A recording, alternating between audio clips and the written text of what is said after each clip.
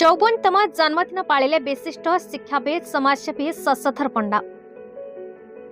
मानव सेवा को माधव सेवा रूपे निज जीवन व्रत भावे अति निष्ठार सह तुलाउथिबा विशिष्ट समाजसेवी श्रीजुक्त पंडा निजर सरकारी चाकरी अवसर नेबा परे बहु गुड़िए अनुष्ठान सहित जड़ित होई निजर सामर्थ्य अनुसार साहाय्य सहयोग करि आसुछन्ति।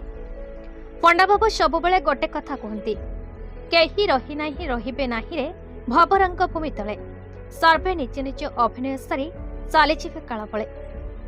निज परिवार प्रति समय न दे दुखी असहाय लोकमानक पाखरे सदा सर्वदा निजर दायित्व संपादन करिथांती। निज घर भद्रक जिले में होइतले भी कर्मक्षेत्र इस्पात नगरी राउरकेला रे किंतु कटक सालेपुर आठगढ़ भुवनेश्वर चौद्वार कोरापुट मयूरभंज बालेश्वर रे निजर जनसेवा जारी रखिछन्ति।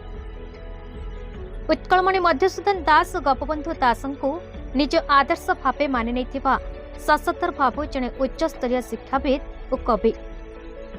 तांका जन्मदिन रे निज परिवार धर्मपत्नी प्रीतिबाला पंडा पुओ शुभ प्रियदर्शिनी पंडा और बहु मान्यगण्य व्यक्ति उपस्थिति हुई श्री पंडा को उत्तरीय पुष्पगुच्छ दे निज निजर स्नेह श्रद्धा अर्पण करथिले।